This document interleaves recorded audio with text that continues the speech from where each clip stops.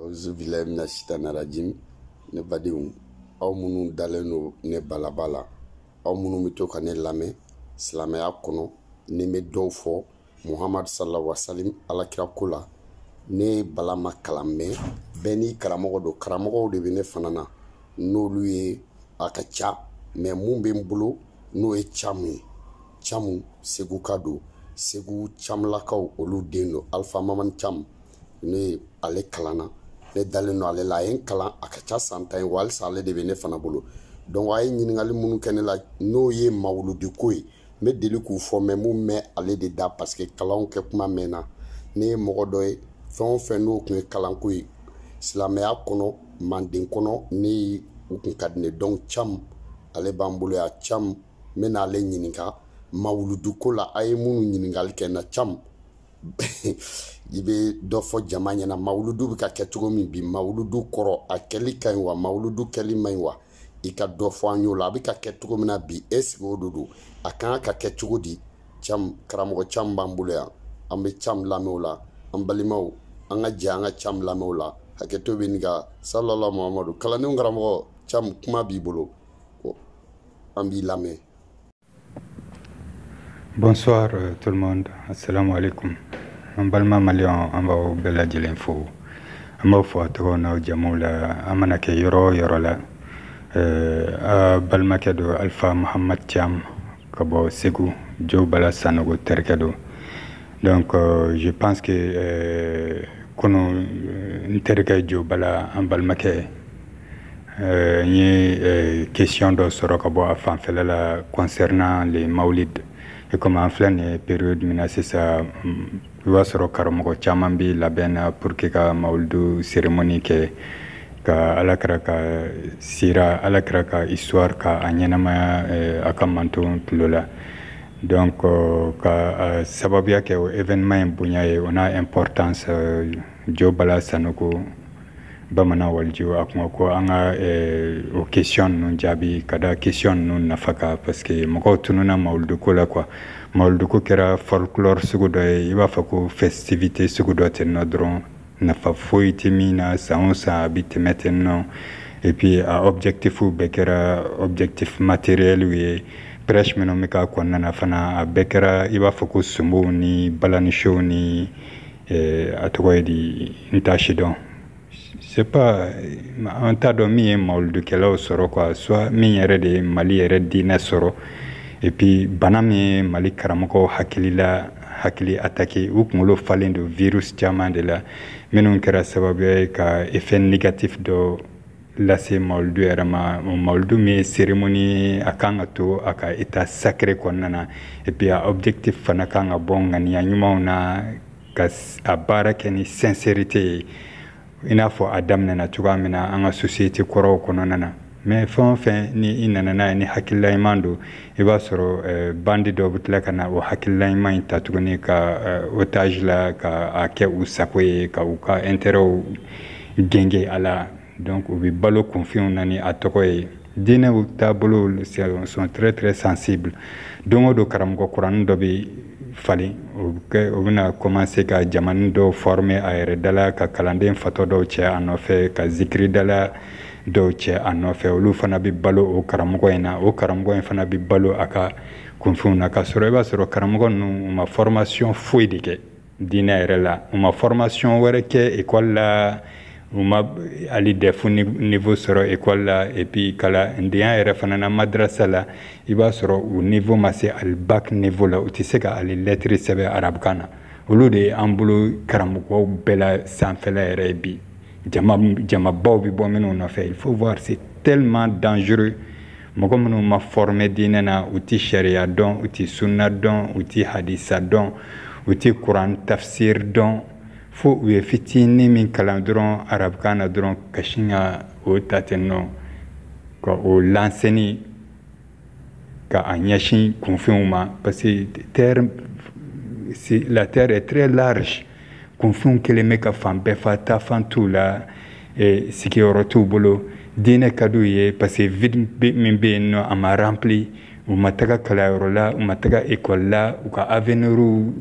dépendant de tenir dron bisquialou bolo la peut-être absekanya et puis krutu productif taw bi tay en fait la baby bulbul la baby grina na folo ni no fait donc o karamogo nu fana uma bo san fe ka tun population nu do dedo minu fana bi ka utanyini minu fana bi fe ka soroke minu fana bi fe ka udambe ka yanga san fe la minu bi fe utoko ka bo beka utoko me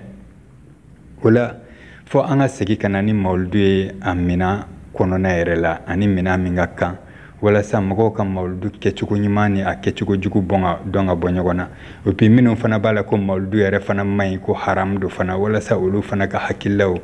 mago bi se ga don ka fa ko o fana e adamana bana were de tuguni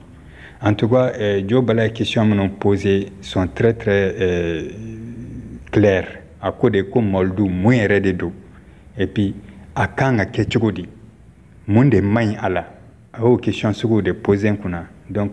wajibi aranka ne fana ka ngan konna jiyaye ka mauldu nya faina ka yirala ka fako mauldu e fen sanumando objectif nyumando islamu ko wajibi yare do ka ke ka nabi imanu alakra muhammad sallallahu alaihi wasallam wala sa ka la donia akamando konna na wati utikeli 600 yare de amma ko ba donni na kateme alwati koro mako ka parce que luka surana toujours kateme anka ambika expansion de la ulud nango ko ami segi de kata alakra fe no ami taga teme ulula donc luka suru ana kateme alakra ka mais ania la jere depuis sambinani jetela molduta atwa a forme korola tukuni aye obla minu folo la ka damnere ulukun ya alaka jon sanuman bawde ulukun ya alaka jon yumande ulukam mago foy kunti jena ukam mago foy kunti kalande poshi kononana mais minu karamugo minu nanende ulu remplacer bi o karamugo matérialiste nu ulu kelme ka mauldu erede ta ka instrumentaliser ka ake uyaru sakwe wala minu bi mauldu ba mauldu kelima ulu ba lagoshi yoro soro ulu ba asabote yoro soro donc kuma mbi o de nofe ama fo jo balay ko asanogo ka fara a jenyago ni akanyago bela jelen ka foko mauldu baranyimando mais a conditionner nendo aka ke kechugo imana aka keni intention nyumanye aka ke yoro nyuma la fana folo la adam ne na chuga mina akumike blonda o de la mogo damado bunu sigi ka burda kala alakra mangutu folendo buseri ka burda konnana bu lame o alakra joko me epini kanga kele chuga mina kan ni dingo kele o dongli minu bi chanter sufu ka donglu la ukmolu da wala samogo ku farati uniula ku koloshi shetane na shetane kan negenu ukme alakra ka tarikhu me fana burda konona anaka sahaba wi kele ke chuga mina u resistera chuga mina dina insera ka bo faiblesse la ka fanga soro chuga mina fugata se an yaru fana mabbi ka sababu yake alakra ni aka compagnon ka wulika joy donc olu tani ka segini oli ka alakra ko fo mogoye a togoni a fa togoni a ba togoni a moke togoni a benge oni a tonton olu togo oni ani minu e shinkele mi olu kibariya de bidi mauldi ke yorola oni alakra era ay gele ameno soro aka nyenama konnana aka demseniya la kana se aka funangeniya ma ay jonde furu jonya musu foloy o muso fola fana ko felala ay muso minu furu olu ko felala fana makankaw ye kelemenu bakama fana ay se soro kelemenu na a batira kelemenu na olu kibariya de bidi moldu kerola donc moldu be ala kra détail 100% ka soro karamuko yere ni ro fuiti ala na soro ko karamuko ka ala kra kanu ye chinya yere ayre kanga maluya mauldu kero kana tagake alere barama yoro ye zikri dala kalambalu kana nata kuma tako fo alere makalere ni alika alere teme alakra ka alere bunya ka teme alakra ka parce que mimi fo alere ka bunya ni alere ka fem biski alewna alakra ere tatu botukuni ere kuma ere de bi alakra ka ere tukuni wa kuma fo de tika ka alakra ka abe karamugo ruka kalande fakuno bi ziri minu taka bari ula karamuko gloire de bi fo gata shu keneti fo ti fala kra ma fona ibo suruguba ni zozani ziri kuntanw ni fɛnw samaw de makan samaw nana makan an y'a fɔ o don na k'a fɔ ko o sama kɛlɛ in tɛ tiɲɛ ye a ma kɛ makan bulonda la fana a ma kɛ makan donda la a ma kɛ makan kɔnɔna na mais o ye dɔw kamana gan parce que ni fɛn mɔgɔ minnu ta a ɲɛ dɔn n'olu y'u da don a la a bɛ kɛ baara y'an bolo dɛ an kamana bɛ gan donc u kɛlen bɛ k'o ziiriw de dilan o maanaw dilan sebam lamini ka maanaw ni alimamu ba ka maanaw ɲɔgɔnnaw minnu dara arabu yɛrɛw fɛ depuis ala kɛra tununen kɔfɛla ni san 200 san 300 sɛbɛnnikɛla dɔw nana ka na o ziiri ninnu dilan ala kɛra ka tariku la parce que fɛn wɛrɛ t'u bolo u bɛ min sɛbɛn donc u yɛrɛw ka imagination u ye fanga di o ma u yɛrɛw bɛ fɛnw imaginer u b'u miiriya u b'u sɛbɛn a bɛɛ ye fɛn fotilenw ye ne y'a fɔ u ye mais dɔw a ma bɛn dɔw ma se k'a faamuya kosɛbɛ dɔw ko ko u ye min fɔ an ye ka kɔrɔ o tɛ nin ye dɛ ne ma deli ka nin mɛn fɔlɔ wa i ma deli k'a mɛn parce que i ni mɔgɔ ma bɛn min spécialiselen don a la o bɛ se ka i bɔ a kɔnɔna na cogoya min na ala ye min fɔ limaniya jɔnw ye ala kira ko la o kuranɛ ayaw ka can kosɛbɛ ala ye ala kira tanu kuranɛ aya minnu na a ma nabi ɲuman si tanu ka se o hakɛ la mɔgɔ kalannenw bɛ o kɔrɔw dɔn i n'a fɔ alam nashrah laka sadrak o ni suratu duha kɔnɔna na والضحى والليل إذا سجى ما ودعك ربك وما قلى وللآخرة خير لك من الأولى ولسوف يؤتيك ربك فترضى محمد إما بنادي إما فو إبا فقوا كان إبي وسع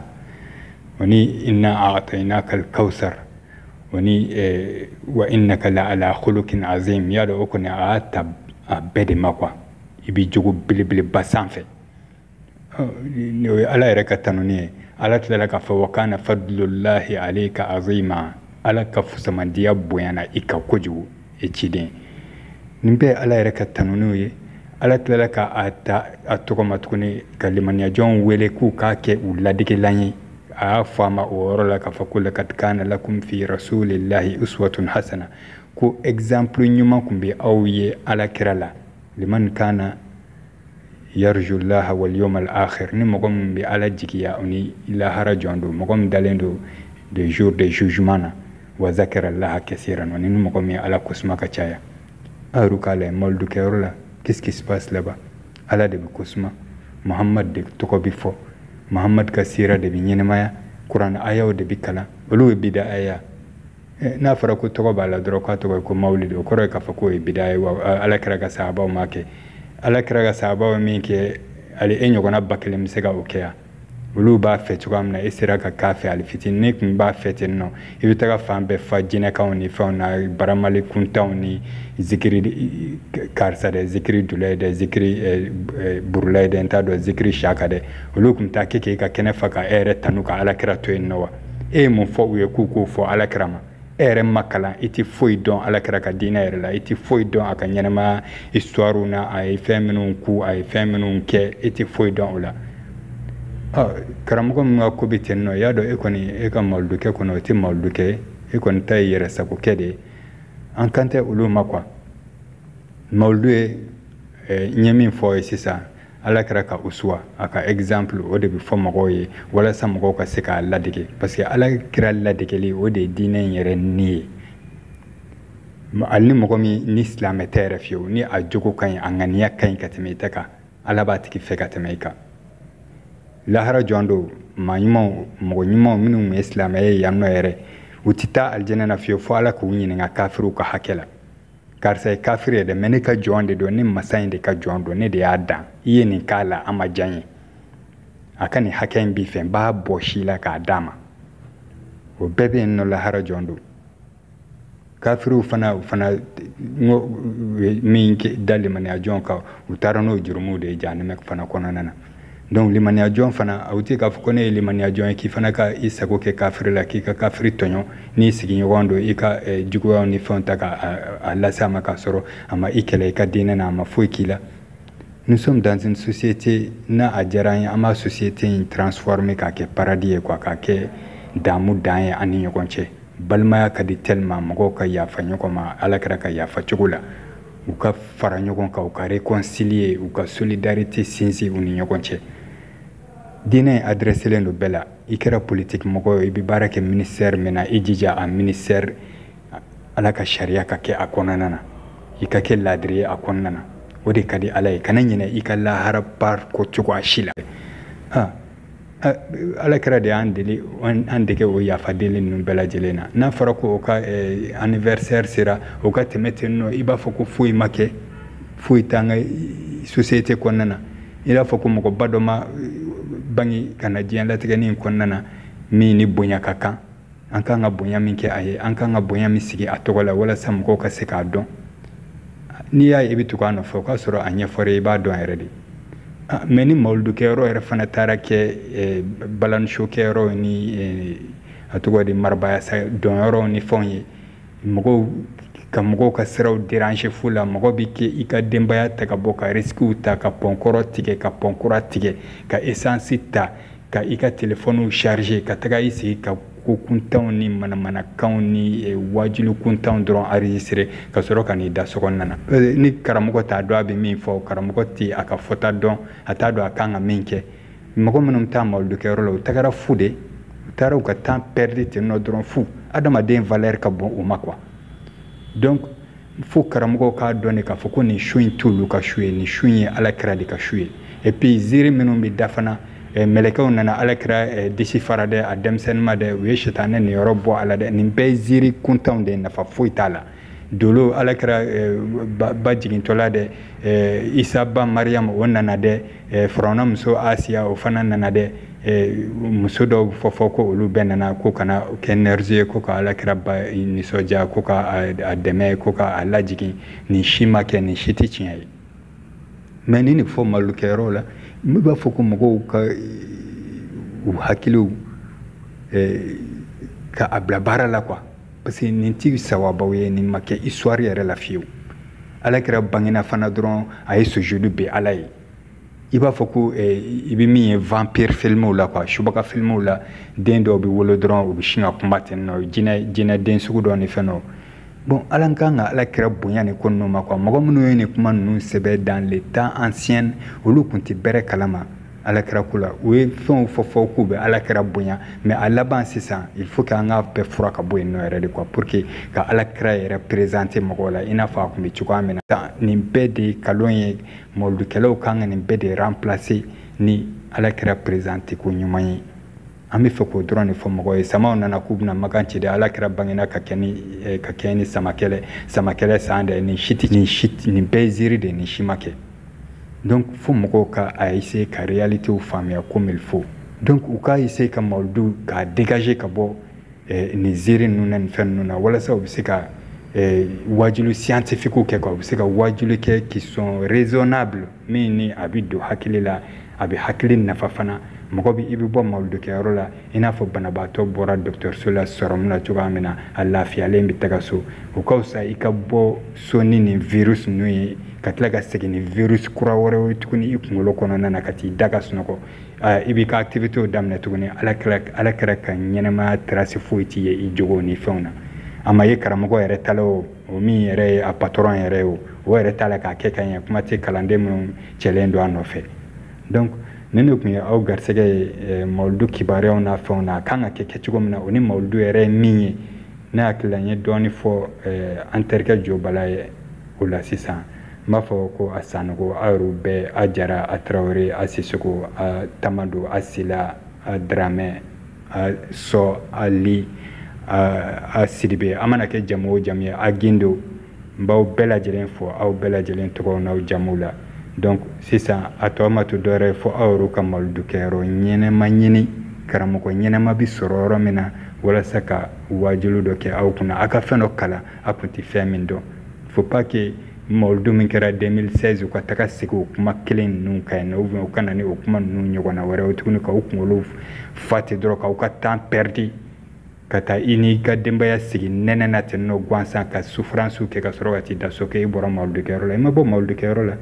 i bɔra karamɔgɔ ka yɔrɔ de la donc ne bɛ se ka min fɔ kundala surunya nana o la